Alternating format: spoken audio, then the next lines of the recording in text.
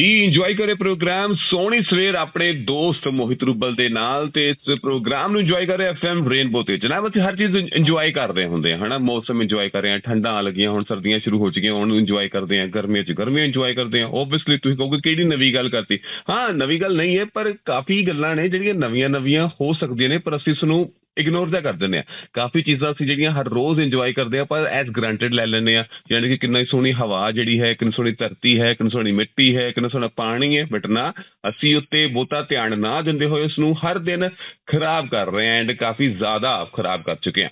But ਨੇ ਕੁਝ ਲੋਕ ਨੇ ਸੁਸਾਇਟੀ ਦੇ ਵਿੱਚ ਜਿਹੜਾ ਉਹਨਾਂ ਬਾਰੇ ਖਾਸ ਧਿਆਨ ਰੱਖਦੇ ਨੇ ਤੇ ਟਾਈਮ ਟੂ ਟਾਈਮ ਅੱਗੇ ਆ ਕੇ ਦੱਸਦੇ ਨੇ ਕਿ ਬਈ ਆਹ ਚੀਜ਼ ਗਲਤ ਹੋ ਰਹੀ ਹੈ ਤੇ ਆਹ ਚੀਜ਼ ਏਦਾਂ ਹੋ ਸਕਦੀ ਹੈ। ਠੀਕ ਹੈ, ਸੋ ਮੈਂ ਬਹੁਤੀਆਂ ਪਹੇਲੀਆਂ ਨਾ ਪਾਉਂਦੇ ਹੋਏ ਦੱਸ ਦਈਏ ਤੁਹਾਨੂੰ ਕਿ ਅੱਜ ਅਸੀਂ ਸੈਲੀਬ੍ਰੇਟ ਕਰ ਰਹੇ ਹਾਂ ਵਰਲਡ ਸੋਇਲ ਡੇ।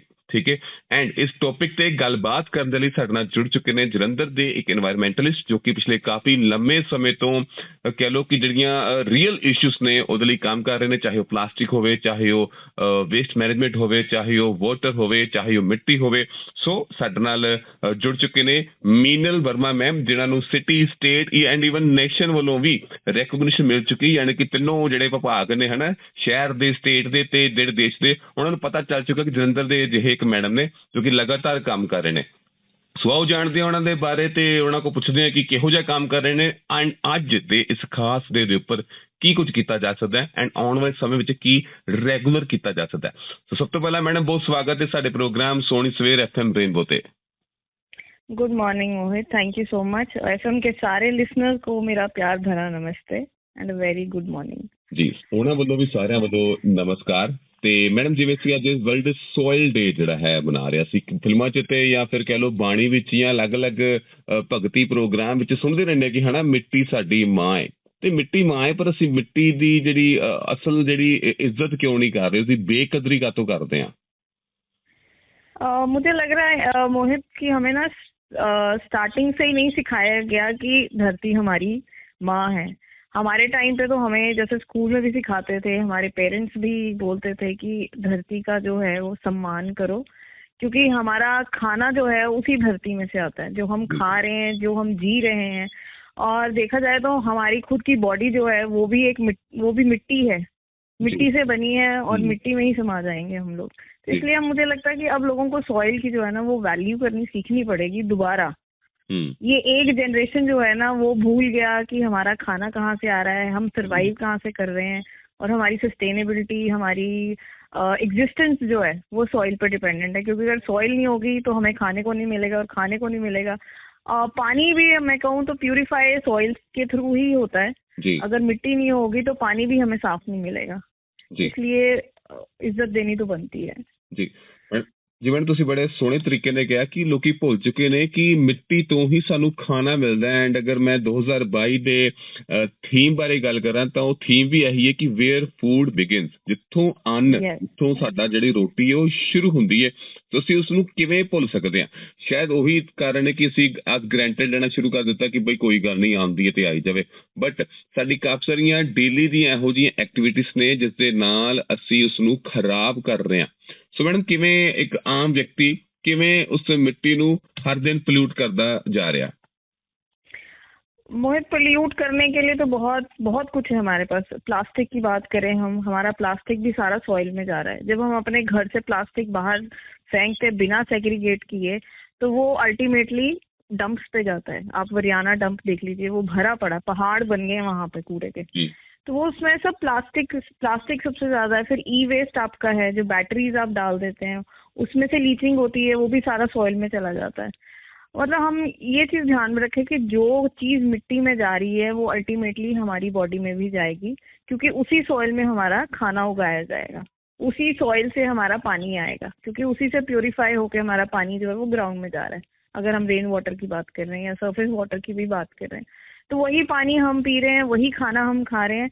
तो हमें दिखाई नहीं दे रहा है, it is invisible, but ultimately वो ह्यूमन बॉडी में ही आ रहा है। एक सर्कल है जो शुरू हमसे होता है और खत्म भी हम पे ही हो रहा है। तो जहर अगर हम इन्वायरमेंट में, सॉइल में, वाटर में डाल रहे हैं तो वही जहर हमारे पास वापस आ रहा है। इसको हम कर्मा कहते हैं। जो everything that goes around comes back to us, वो हमारे पास वापस आ रहा है।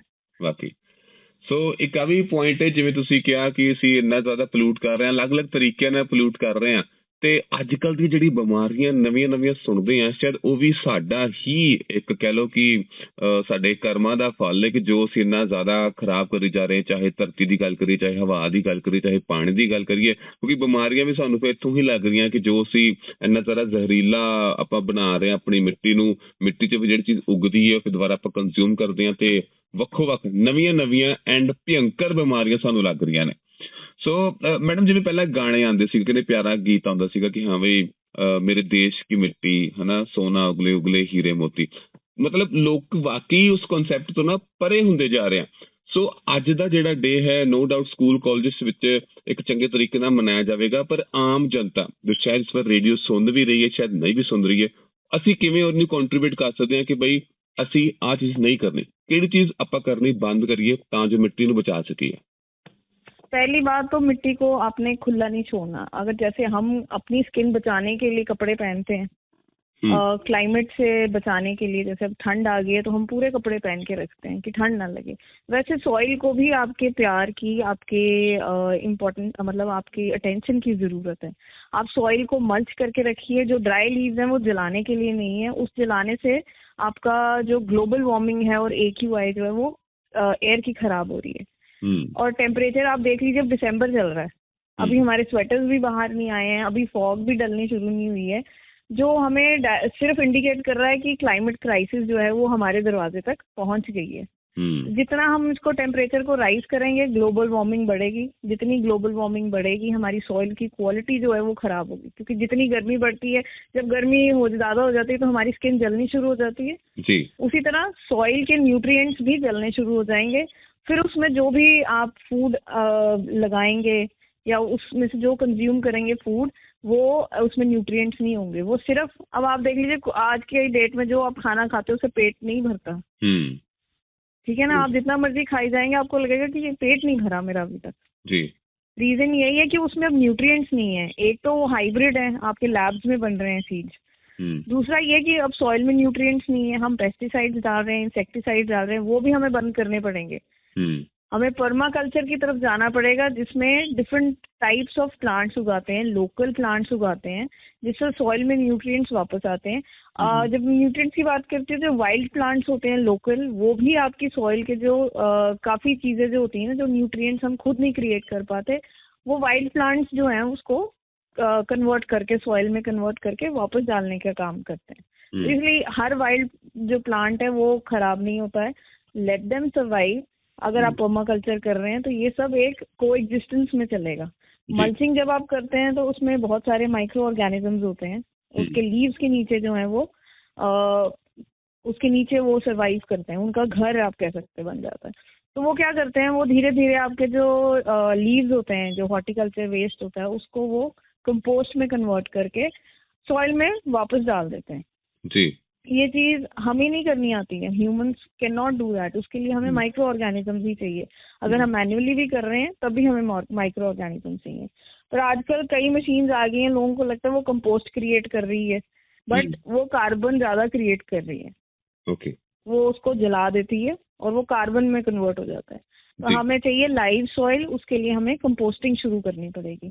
एक, आपने ड्राई लीव जलाने नहीं है, दूसरा वेस्ट कोई नहीं जलाना, सेग्रीगेट करके राइट सोर्स पर भेजना है। अगर आपको नहीं पता कहाँ भेजना है तो जलंधर में जितने भी रेजिडेंट्स हैं वो मेरे पास मेरे ड्राई वेस्ट कलेक्शन ड्राइव में आके दे के जा सकते हैं, जो मैं हर महीना लगाती हूँ जी। और तीसरा यही कि सॉइल की केयर करें, नेचर के साथ कनेक्ट करना शुरू करें, उससे बहुत चेंजेस आएंगे। आप में खुद में, आपके स्ट्रेस लेवल्स में बहुत चेंजेस आएंगे, आप इवॉल्व होंगे, आप खुद चेंजेस देखेंगे आप में कितने आ रहे हैं ਜੀ। ਸੋ ਬਾਕੀ ਸਾਰੇ ਲੋਕਾਂ ਨੂੰ ਇੱਕ ਤਾਂ ਰੁੱਖ ਜ਼ਰੂਰ ਲਗਾਉਣੇ ਚਾਹੀਦੇ ਨੇ, ਜਿਹੜੇ ਜਿਵੇਂ ਮੈਡਮ ਨੇ ਕਿਹਾ ਕਿ ਲੋਕਲ ਜਿਹੜੇ ਸਾਡੇ ਪੌਦੇ ਨੇ ਜਾਂ ਰੁੱਖ ਨੇ ਉਹਨਾਂ ਨੂੰ ਲਗਾਈਏ, ਤਾਂ ਜੋ ਮਿੱਟੀ ਜਿਹੜੀ ਹੈ ਉਸਨੂੰ ਜੋੜ ਕੇ ਰੱਖੀਏ, ਤਾਂ ਜੋ ਧਰਤੀ ਨਾਲ ਜੁੜੀ ਰਵੇ ਤੇ ਜਿਹੜੀ ਉਹਦੀ ਉਪਜਾਊ ਸ਼ਕਤੀ ਹੈ, ਜਿਹੜੇ ਨਿਊਟ੍ਰੀਐਂਟਸ ਨੇ ਜਿਹੜੇ ਨੇ ਉਹ ਰੈਗੂਲਰ ਉਸਨੂੰ ਮਿਲਦੇ ਰਹਿਣ। ਇਸ ਤੋਂ ਇਲਾਵਾ ਮੈਡਮ ਅੱਜ ਇੱਕ ਹੋਰ ਡੇ ਹੈ ਜਿਸ ਦਾ ਨਾਮ ਹੈ international day for economics and social development.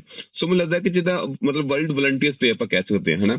ਸੋ ਉਹਦੇ ਵਿੱਚ ਜਿਵੇਂ ਤੁਸੀਂ ਹੁਣੇ ਆਪਣੀ ਡਰਾਈਵ ਦੀ ਗੱਲ ਕੀਤੀ ਹੈ, ਸੋ ਤੁਸੀਂ ਰੈਗੂਲਰ ਡਰਾਈਵ ਚਲਾ ਰਹੇ ਹੋ ਜਲੰਧਰ ਸ਼ਹਿਰ ਦੇ ਵਿੱਚ। ਸੋ ਉੱਥੇ ਜਿਹੜੇ ਲੋਕ ਨੇ ਉਹ ਕਿਵੇਂ ਉੱਥੇ ਇੱਥੇ ਆ ਕੇ ਕੰਟਰੀਬਿਊਟ ਕਰ ਸਕਦੇ ਨੇ ਤੇ ਕਿਹੋ ਜਿਹੀਆਂ ਕੰਟਰੀਬਿਊਸ਼ਨ ਉਹ ਕਰ ਸਕਦੇ ਨੇ ਸੋ ਦੈਟ ਰੈਗੂਲਰ ਬੇਸਿਸ ਤੇ ਆਪਾਂ ਆਪਣੀ ਸੁਸਾਇਟੀ ਦੀ ਜਿਹੜੀਆਂ ਇਹੋ ਜਿਹੀਆਂ ਚੀਜ਼ਾਂ ਨੇ ਜੋ ਸਾਨੂੰ ਖਾ ਰਹੀਆਂ ਨੇ, ਚਾਹੇ ਉਹ हवा है, चाहे पानी है या मिट्टी है, उसमें उसी बचा सकिए।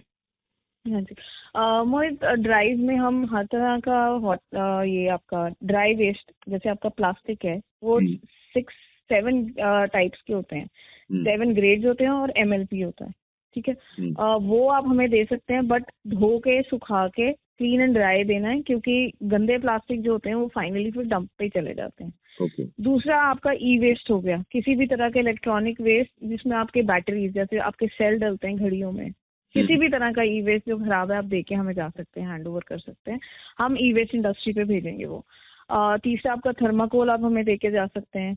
स्क्रैप हो गया, किसी भी तरह का safety pin, hair pin, pens, मतलब हर तरह का ड्राई वेस्ट जो गंदा ना हो, जिसमें किचन वेस्ट ना लगा हो, वो आप हमें हैंड ओवर कर सकते हैं। आपका हॉर्टिकल्चर वेस्ट, जैसे आपके ड्राई लीव्स हो गए, और आप ये दे सकते हैं हमारा जो गार्डन वेस्ट हो गया, जैसे आपने गार्डन की कटिंग करी है उसके बाद जो पत्ते इकट्ठे हुए या स्टेम्स हैं वो सारी आप इकट्ठी करके ड्राइव पे दे सकते हैं।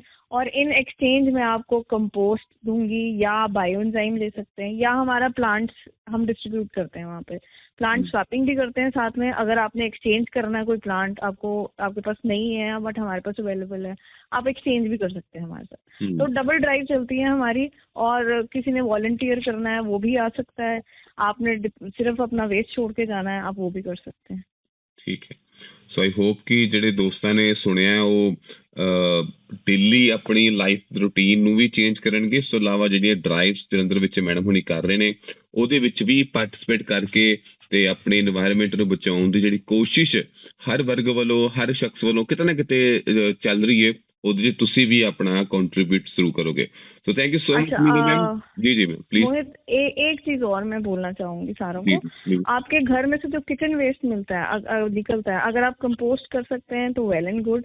अगर आपको लगता है कि कंपोस्टिंग करनी मुश्किल है, हमसे नहीं होगी, तो आप जितना पील्स निकलते हैं वेजिटेबल के, फ्रेश पील्स होते हैं, आप उसको प्लीज काउस को खिला दिया करें। बहुत स्ट्रेज हैं, अब मैं काफी, अब जैसे स्ट्रेज के साथ जो NGOs वर्क कर रही हैं उनके साथ भी काम करती हूँ, तो मेरा तो रूटीन है, मैं ले जाके पील्स उनको खिला देती हूँ, क्योंकि मुझे लगता है कि जो चीज किसी का पेट भर सकती है उसको हमने वेस्ट क्यों करना है। डेफिनेटली, ठीक है ना, वो भी भूखे हैं और हमें भी वेस्ट मैनेज करना, so this is the best way. आगे भी यही काम करते थे, लोगों के घरों में से नहीं निकलता था किचन वेस्ट, बिकॉज सब कुछ उनके घर में जो एनिमल्स होते थे ना उनको वो फीड कर देते थे, तो वो एक साइकिल बन जाता था।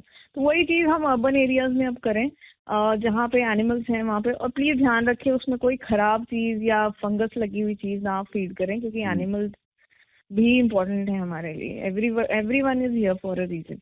तो आप प्लीज सेंसिबली उनको फीड करें, और जो पार्ट फीड नहीं हो सकता है उसको कंपोस्ट करना शुरू करें। जब थोड़ा कंपोस्ट करना शुरू करेंगे ना, आप सीख जाएंगे धीरे धीरे।